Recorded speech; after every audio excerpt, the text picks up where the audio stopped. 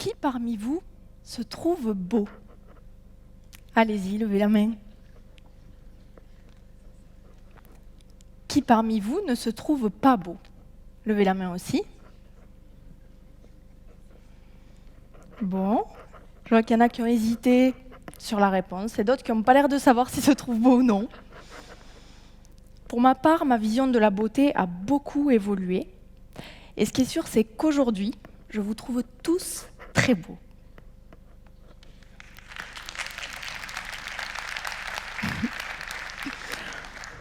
Quand j'étais ado, je rêvais de ressembler à une star. Les Spice Girls me fascinaient. Vêtements colorés, tape à l'œil, chaussures à talons vertigineux, coiffure impeccable, maquillage à outrance, strass paillettes, la totale. Rien n'était laissé au hasard. Tout me semblait si parfait et c'est justement ce que je cherchais moi, la perfection.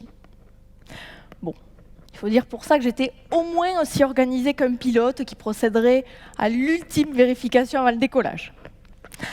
Petit flashback. Nous voilà projetés 14 ans plus tôt dans ma chambre d'ado. Il est 6 heures, mon réveil sonne. Nous sommes à H-3 avant le début des cours. J'ai clairement plus 1 minute à perdre si je veux arriver au collège l'esprit tranquille. Alors c'est parti.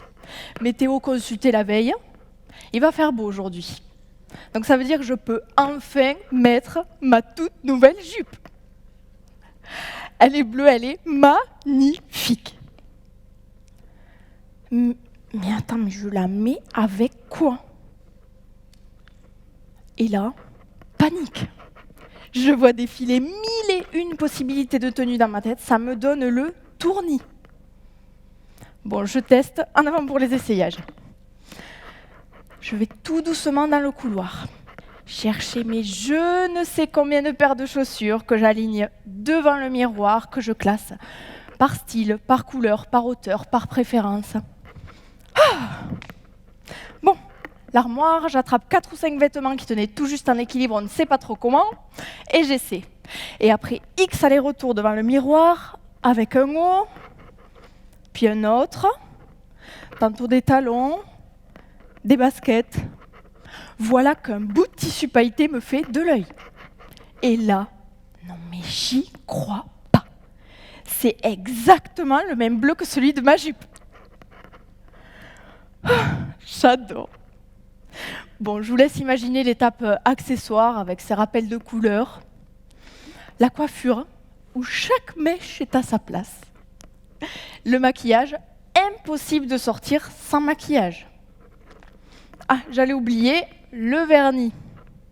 Ce cher vernis que j'enlève et que je remets chaque matin de la couleur exacte, et je dis bien exacte, de ma tenue, et pas un demi-ton plus clair ou plus foncé. Hein. Sinon, c'est toute ma journée qui est gâchée. Oula, il est 8h35. Là, il va falloir y aller, là. Hein. Ultime défilé devant le miroir.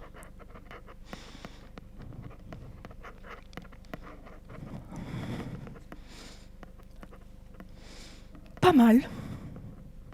Bon, avec quelques heures de plus, ça aurait été parfait, mais tant pis. Ça ira pour aujourd'hui. Pourquoi il y a toujours cette insatisfaction? Je peux quand même pas faire plus que ça. Me voilà seule, dehors. Au fond, j'ai envie de vivre avec un miroir géant en face de moi pour m'assurer que tout est à sa place, que rien ne dépasse et que ma vitrine est à la hauteur de ce que je veux renvoyer. Mais ça n'est pas possible. Alors je sors mon miroir de poche et je vérifie. Je vérifie encore et je revérifie. Pourquoi je suis si accro aux détails? Pourquoi tout est si compliqué dans ma tête? J'arrive au collège, et telle une vedette qui descendrait le tapis rouge au Festival de Cannes, j'avance d'un pas assuré, la tête haute, le sourire aux lèvres. Parfait. L'illusion est là, Tout le monde me pense sûr de moi, extraverti, alors qu'en réalité, s'ils savaient. Bon, je vous laisse deviner au moment de l'orientation professionnelle vers quoi je suis allée. Allez-y, je vous écoute. Eh bien oui, l'esthétique. Changement de décor. Tadam ! Institut de beauté. Me voilà maintenant baignant dans tout un tas de crèmes, produits, parfums. J'embellis des vitrines, mais non plus la mienne cette fois-ci, celle des autres. Ici, des clients viennent me voir, des hommes, des femmes attendent mes conseils, mes soins, mon regard. Pour moi qui avais l'habitude d'ériger un mur de maquillage entre les autres et moi, me voilà obligée de m'occuper de l'autre. Parce que pour l'autre, c'est bien plus qu'un simple rendez-vous chez l'esthéticienne, c'est son moment sacré. C'est comme si tout d'un coup, je réalisais les points communs entre eux et moi, que tous les efforts que je faisais pour embellir ma vitrine, mon image, mon apparence, n'étaient peut-être pas si légers et anodins que ça. Oh que non. Qu'est-ce qui fait que cette jeune femme si belle, si coquette, arrive à l'institut tête baissée et passe toute la séance à me demander comment je la trouve? On dirait qu'elle ne se voit pas. Elle est sublime, mais en même temps elle paraît éteinte, glacée. Et je dois passer toute la séance à la rassurer et la rassurer pour petit à petit la voir s'ouvrir. Peu à peu, mes certitudes s'effritent.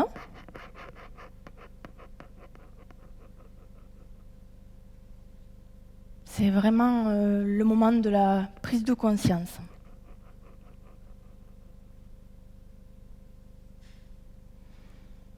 Et si nous étions bien plus que nos corps? Et si nous étions bien plus que des vitrines aux façades différentes?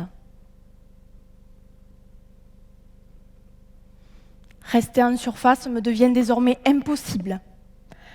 Ma vision plate, illusoire, superficielle et dénuée de sens de la beauté, c'est comme évaporer. Ma place n'est plus en vitrine, mais au cœur de l'humain.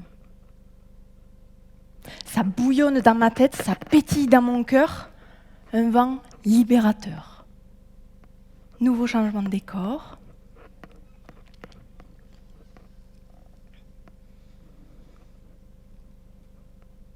Me voilà maintenant en milieu hospitalier, et plus particulièrement en cancérologie. Contexte ambiance certes bien plus différent que précédemment, mais étrangement, je m'y sens bien, très bien, je m'y sens à ma place. Je suis désormais socio-esthéticienne. Je vous entends de là. Socio quoi? Socio-esthéticienne. Pour vous expliquer, avec moi, ni piqûre, ni perfusion, ni douleur, ni traitement, ni médicament. Je suis un petit peu la parenthèse de douceur, de réconfort pour tous ceux qui traversent cette tornade qu'est la maladie. Maladie. Voilà un mot qui impressionne. Parce que de maladie découlent les traitements, des traitements découlent les effets secondaires. Perte des cheveux, des cils, des sourcils, ongles qui noircissent et qui tombent, déshydratation de la peau, teint terne, grisâtre, et puis fatigue, mal-être, douleur, mutilation, impuissance, solitude. La liste est longue. Et elle est d'autant plus longue que la maladie a ce drôle de pouvoir que de faire remonter à la surface, de faire ressortir et de faire défiler tout ce qui était enfoui jusque-là.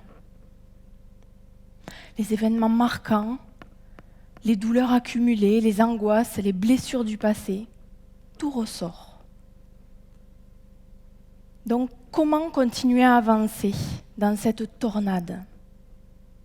Comment garder le cap quand tout d'un coup, l'estime et la confiance en soi s'envolent, Le reflet du miroir devient insupportable. Le regard des autres violent aussi. Là est ma mission, ma raison d'agir et ma passion. Réveiller cette étincelle de vie, de beauté profonde que je perçois au fond de chaque personne, de chaque regard. C'est comme si j'y étais connectée. Cette étincelle est là et elle demande qu'à être ravivée. Et pour ça, j'ai plusieurs outils. Ça peut être un soin du visage, un soin des mains, pour pallier à la déshydratation, des traitements, un massage, un maquillage, pour apprendre à redessiner les cils, les sourcils, une sophrorelaxation, une réflexologie plantaire. Je n'ai pas vraiment de limite quant au contenu de mes séances. Chaque personne est différente. Donc j'ai à cœur de ne jamais rien figer, ne jamais rien programmer à l'avance. Tout est possible, parce que tout se passe dans l'instant, avec pour seul objectif le mieux-être. Mais avant tout soin corporel ou relaxant, je débute toujours mes séances par une simple et toute petite question. Comment ça va ?